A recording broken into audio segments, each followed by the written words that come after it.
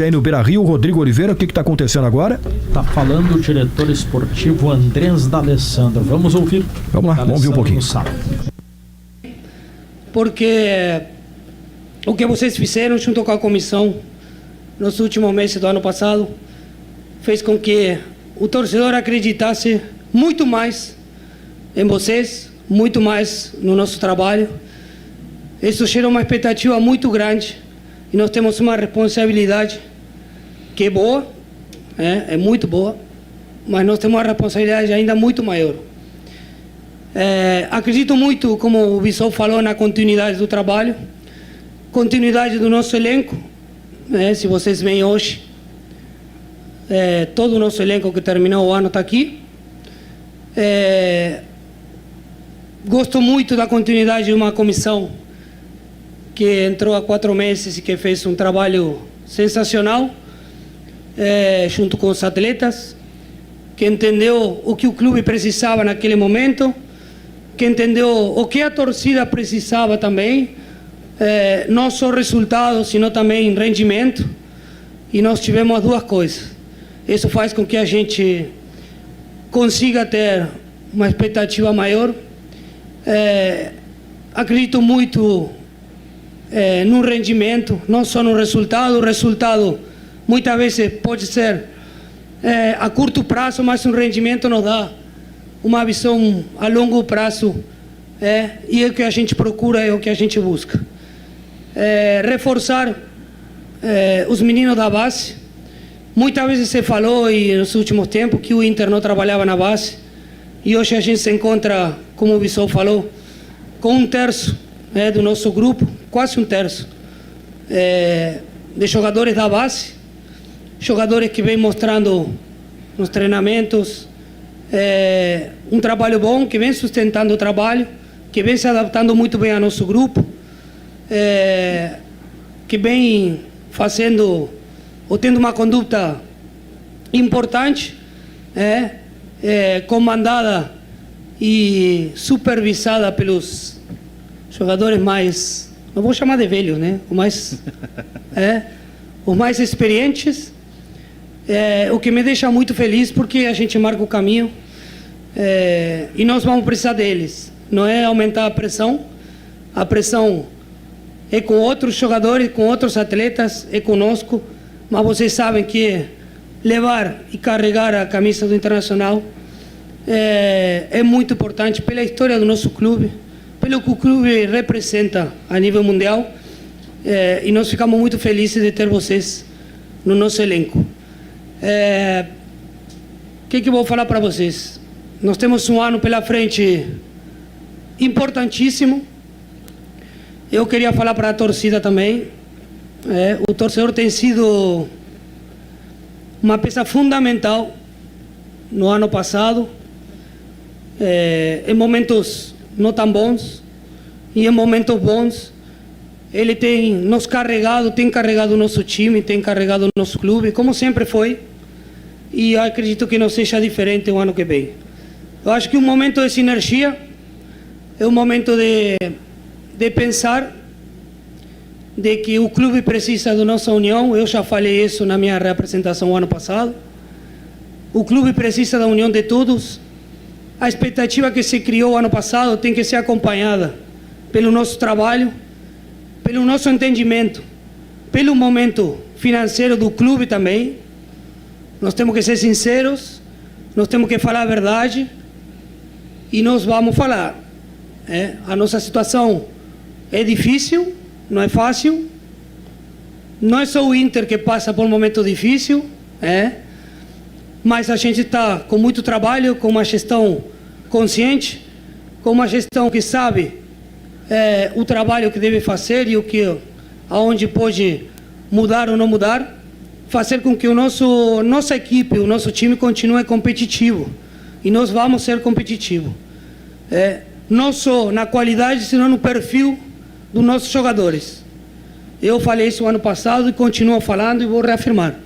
O perfil dos nossos jogadores tem que ser profissional, tem que ser um perfil competitivo, tem que ser um perfil comprometido com a nossa camisa, com a nossa história, com o nosso torcedor e com o nosso clube. não só os atletas, sino nós como diretores também temos a obrigação de fazer fora das 4 linhas o nosso trabalho. A gente absorve essa pressão, não temos problema nenhum de absorver essa pressão do nosso momento, que a gente sabe que o torcedor precisa de títulos, precisa de uma alegria, e trabalharemos para isso. Muito obrigado, torcedor colorado, nos acompanhem, que trabalho não vai faltar, tanto fora das 4 linhas, como tenho certeza que do nosso atleta vai existir o maior dos esforços para já começar na primeira competição, que vai ser muito importante para nós, com um trabalho muito bom para poder continuar a sequência que a gente vem trabalhando desde o ano passado e poder dar alegrias ao nosso torcedor.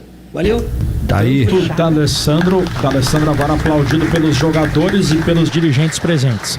Tanto o D'Alessandro quanto o Bisol. Boa tarde a todos. Tá falando Mazuco agora, Gabardo. Depois eu contextualizo. Perfeito. Rodrigo Oliveira, lá do Beira-Rio, com a atualização sobre a apresentação dos jogadores do Inter, reapresentação, e o D'Alessandro falando muito, né? Num time de novo competitivo. Utilizou mais de uma vez essa palavra. Simon Bianchini, completa aí, Simon. E as contratações? Vitinho, Ronaldo, o que tem mais aí, Simon? São alguns nomes novos no noticiário do Inter que surgiram nas últimas horas, desde ontem, assim como a gente já vinha trabalhando que o Inter iria aprofundar essas contratações na virada do ano, principalmente a partir da reapresentação, por questões financeiras, por questões de prospecção de mercado, mas o Inter começa a dar as primeiras respostas nessa janela de transferências. Ronaldo, volante que tinha um acerto para atuar no Vitória, revelado pelo Flamengo, passou por algumas equipes do futebol brasileiro, Bahia, Atlético Goianiense, jogou no Japão, foi para o Juventude depois da saída do Roger Machado, mas foi um pedido do técnico que acompanhou, tem bons números, tinha esse encaminhamento para atuar no Vitória, mas o Inter conseguiu se intrometer na negociação, ofereceu um contrato de 2 anos e esse jogador deve assinar em breve com o Colorado e ser um dos primeiros reforços para esse ano de 2025. Já é um volante, até porque o Inter está fazendo esse movimento para a saída do Thiago Maia, né? Que é algo que está prestes a ser oficializado também pelas informações que a gente vem colhendo nos bastidores. Mas mesmo assim o Inter entende que por que buscar um volante tendo Fernando, Rômulo, Luiz Otávio, Bruno Henrique?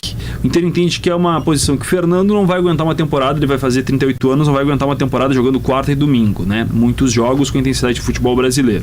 O Bruno Henrique também é um volante experiente, o Rômulo tem uma possibilidade de janela de transferências, principalmente no meio do ano, e o Luiz Otávio ainda precisa de mais minutos, por isso mais um volante, tem lesões, suspensões, por isso o Inter faz esse movimento já pensando no decorrer da temporada, trazendo o Ronaldo. Falei o Rômulo, troquei. Obrigado. Mas ele vai jogar na mesma do Rômulo. Eles são jogadores parecidos. Até a origem, né?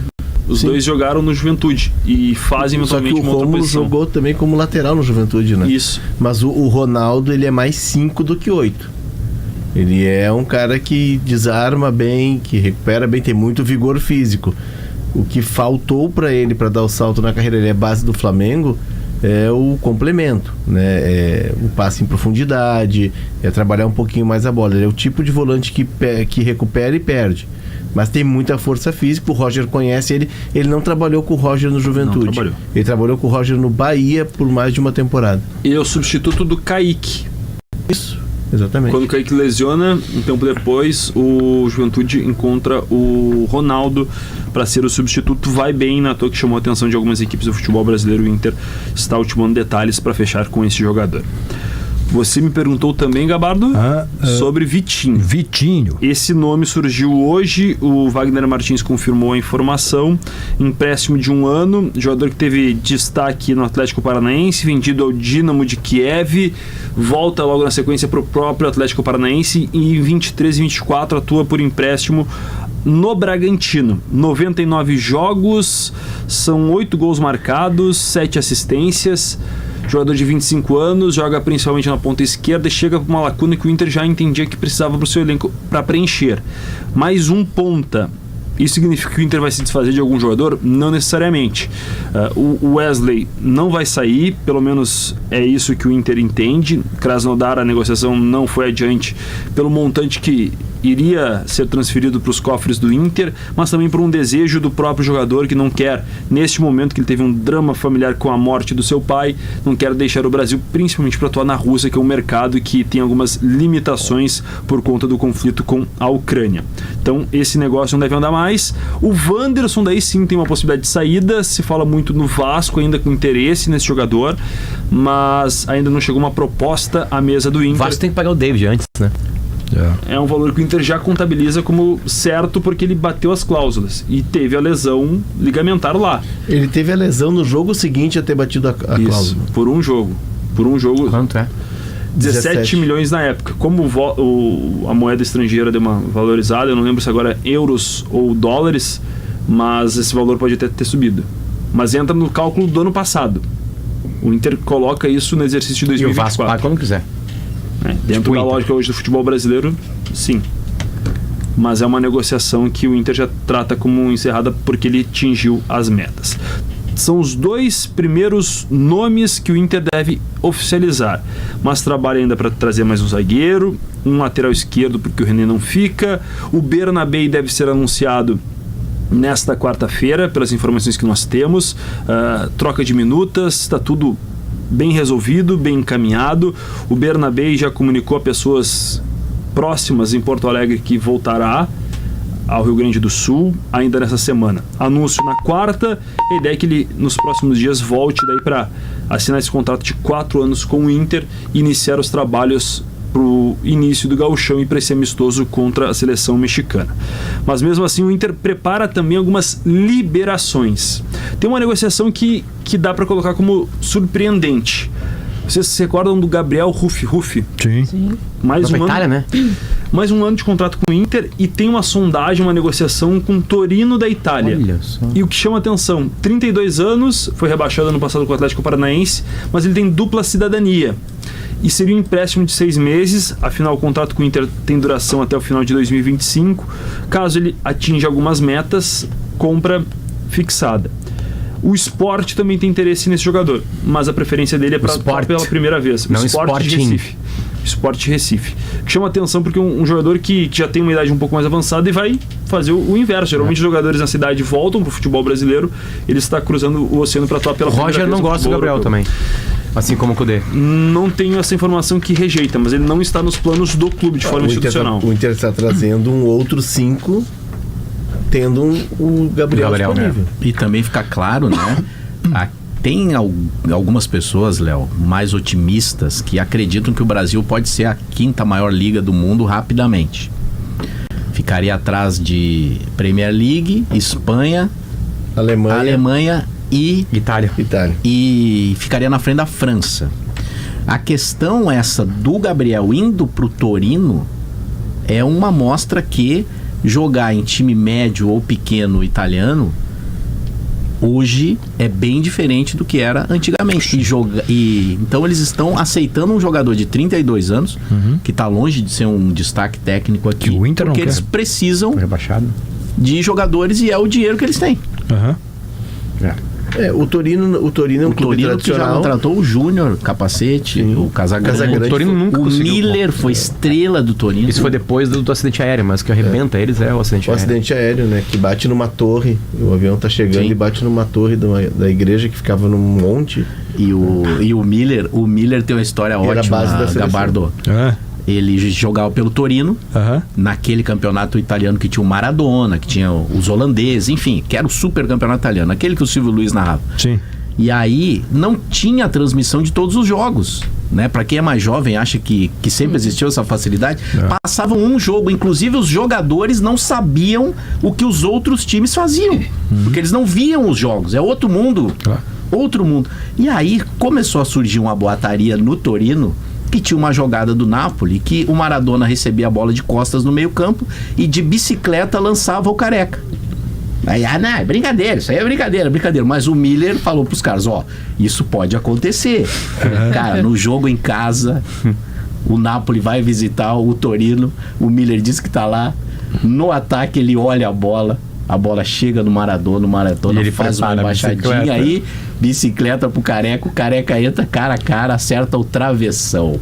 Aí ele falou, cara, vocês não podem duvidar das coisas do Maradona. O Maradona lançava de bicicleta pro Careca. O Roberto Carlos também conta de um super clássico lá da Espanha. Não é super clássico argentino, né? Do El Clássico. El Clássico. Do Barcelona e Real Madrid, né? E aí, em 2006, o craque era o Ronaldinho Gaúcho. É o time que o Inter vence depois lá, né? Deco, aquela coisa toda lá. E aí começou a entrar um cara, camisa 19. E aí entra contra o Real Madrid e dribla todo mundo. Dribla pra lá, dribla pra cá, dribla pra lá, dribla pra cá, dribla pra cá, dribla todo mundo. E aí o Roberto Carlos chega pro Carnaval. Quem é? E o Carnaval é o novo Maradona.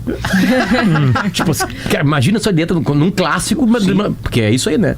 Até naquela época ele nem largava a bola. Eu tava lendo Lionel Messi. Eu tava lendo o As da Espanha. Se machuca e não vai pro Mundial contra o Inter. Ele tava começando a virar titular do Barcelona. Naquele ano que ele surge, né? Então ele faz um gol, inclusive, com o passe do Ronaldinho, um gol por cobertura, o primeiro gol dele. Esse é o primeiro jogo, né? Acho dele, né? Eu tava lendo o As hoje de manhã, tem uma notícia de que o Roberto Carlos se separou, lateral esquerdo. Sim, pela 10ª Ele tem 11 filhos de 7 mulheres diferentes. É isso. Ele tem até um filho húngaro. Ah, o Roberto Carlos O lateral se esquerdo. separou. Cara, você E aí, lateral e aí, esquerdo. e é o seguinte, ele tem duas propriedades lá em Madrid. Uma estão os sogros e outra a mulher que ele tá se divorciando. E ele tá morando, segundo a notícia do As, em Valdebebas, no CT do Real Eu Madrid. ia falar isso, o CT do Real Madrid. Ele é embaixador do Real Madrid. Não, mas olha só, me surpreende isso, sabe por quê? Agora eu posso dar os nomes, tá? Eu tava uma vez, Potter, eu tinha que fazer só uma entrada ao vivo, né? Então, isso aí é uma... Pô, pra quem gosta de fazer entrada ao vivo é a coisa mais fácil do mundo. Aí, fiz a entrada ao vivo, fiquei liberado. Aí, o meu amigo Thiago falou assim, ô Tchê, tu tá onde? A gente tá chegando na churrascaria tal aqui, que eu não vou fazer propaganda da churrascaria. Cheguei na churrascaria, tava ele e um outro amigo nosso. E aí ele falou, chamei um cara aí que vai ser um sucesso na mesa e vocês vão gostar dele. De repente entra quem? Roberto Carlos. Meu Deus. E o sogro, Lateral esquerdo. Roberto Carlos, lateral esquerdo, e o sogro. Aí ficamos ali à mesa, né? Só histórias maravilhosas. Imagina você ouvir histórias do Roberto Carlos. Ok. Lá pelas tantas, o sogro diz assim, esse genro é um genro de ouro. A minha filha vive querendo se separar e eu digo pra ela, mas tu não vai arrumar uma pessoa assim? E ela me responde, não, quem não vai arrumar é você que não vai arrumar uma pessoa assim. Ele andava com o sogro pra cima e pra baixo. E essa festa, esse almoço virou um café da tarde, virou uma noite, e o sogro com a gente. Que beleza. E o sogro com a gente. Então me surpreende. A pessoa mais triste dessa separação, Foi o Léo, sogro. é o sogro, sogro. com certeza. Tem que tratar bem o Os sogro. sogros tá estavam certo. morando numa outra casa dele. Por quê? Pra ter outro lugar. Não, que esperança, vocês ficam na minha casa. Eu vou pro CT do Real Madrid. Não vou botar vocês no CT do Real Madrid?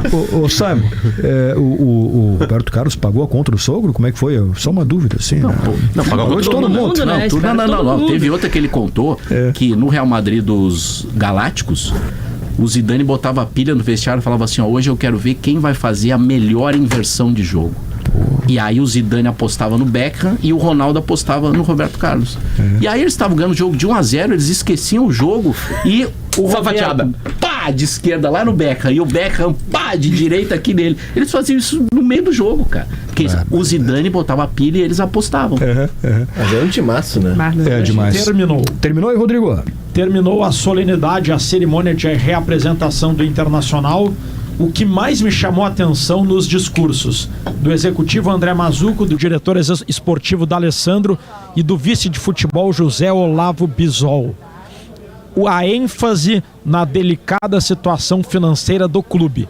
Os três disseram que o Inter está numa situação financeira muito difícil e tem o desafio de ser competitivo, mesmo em meio a esse cenário econômico delicado, garantindo que o Inter será competitivo, enfatizando a manutenção do grupo e o aproveitamento da base.